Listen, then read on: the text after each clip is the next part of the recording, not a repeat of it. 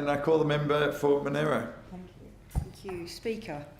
Since being sworn into this Parliament as the member for Monaro on March 22nd, 2022, following a whirlwind by-election, one of the first of many matters needing my attention has been the delivery of the new and upgraded schools committed to for Monaro. It's so exciting to know that after so many years of our communities calling for schools, thanks to the New South Wales Liberals-Nationals government, this is finally happening. Some $420 million has been invested in major school works in the Monaro alone, including the Braidwood Central School, the Finnegan School of Distance Education, Carrabarra and Queanbeyan High Schools, Queanbeyan East and West Public Schools, and the Tirrawiri School. And following on from those fantastic advancements, Bungendore and Jerrabomberra are set to host new high schools after decades of agitation to see this happen. For Jindabyne, a new primary school and high school, while Monaro High School in Cooma is reaching completion of its extensive upgrades, including a state-of-the-art 350-seat performing arts centre. One of our newest and fastest growing residential areas, Googong, is also getting a new primary school. Its construction has progressed unbelievably in a matter of months, thanks to the new methods of construction employed to deliver these architecturally designed works. And this government is an expert in the delivery of schools, investing $7.9 billion over the next 4 years in its continuing program to deliver 215 new and upgraded schools across the state, the largest investment in public education infrastructure in the history of New South Wales. This is an unprecedented commitment to the future of our young people and families, and particularly when it comes to our regions, not least the Monaro. Delivering such infrastructure is not without challenges. Along with the standard processes, there's been the hurdles of COVID, resulting supply issues and workload for tradies, contractors, suppliers, and all involved in these community building endeavours. Another element in introducing new schools is intake areas of both the new and existing schools. Intake areas ensure the effective utilisation of permanent teaching spaces across the public schools network and for an equitable distribution of student enrolment, staff and resources. In regard to the intake areas in the Queanbeyan region, new zones were being developed over the last 3 years. While involving various stakeholders, the wider community's views weren't taken into account.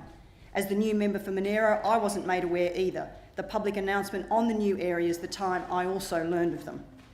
Since then, I've had constant communications with the Education Minister Sarah Mitchell, Department of Education directors, school principals, P&C representatives and concerned community members.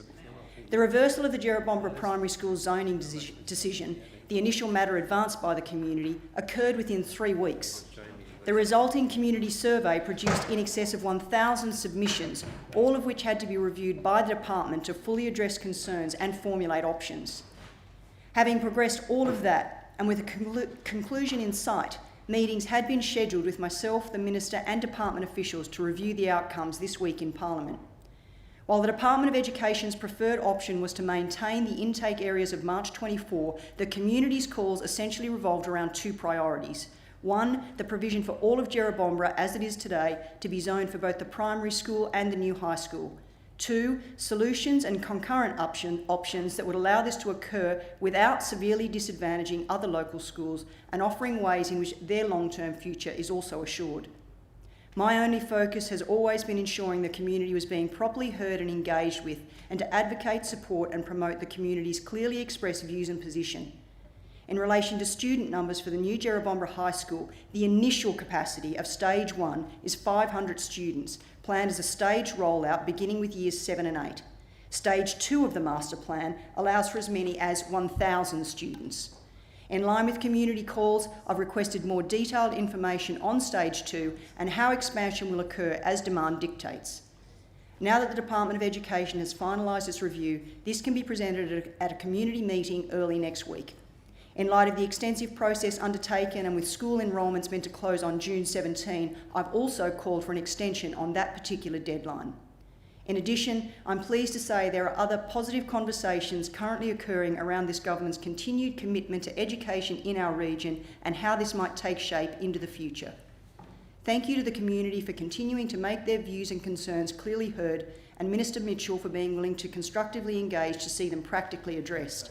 Here's to continuing to provide the best public education for our students in Monaro now and beyond.